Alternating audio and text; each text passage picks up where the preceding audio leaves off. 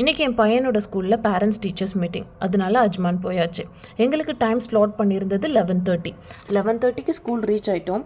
அப்புறம் ஸ்கூலில் கிரேட் 1 போகிறாரு, யூனிஃபார்ம் வாங்கணும், புக் வாங்கணும், அது லாஸ்ட்டு எக்ஸாமோட ப்ரோக்ரஸ் கார்டு பார்க்கணும். இதெல்லாம் கம்ப்ளீட் பண்ண வெளியாகும்போது 12:30க்கு மேலே ஆயிடுச்சு.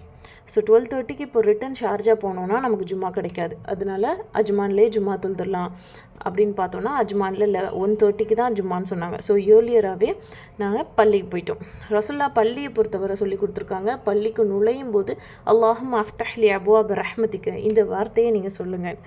அப்புறம் ரசுல்லா சொல்கிறாங்க, பள்ளிக்குள்ளே நீங்கள் நுழைஞ்சிங்கன்னா இதை தஹல அஹதுக்குமுல் மஸ்ஜித ஃபல் யர்கா ரக்காத்தைனி, இங்கே பள்ளியில் நுழைஞ்சிங்கன்னா 2 ரக்காத் தொழுங்க. எப்போது? கபில ஐ எஜ்லிஸ், உட்கார்றதுக்கு முன்னாடியே நீங்கள் 2 ரக்காத் தொழுதுருங்கன்னு ரசுல்லா நமக்கு சொல்லி கொடுத்துருக்காங்க.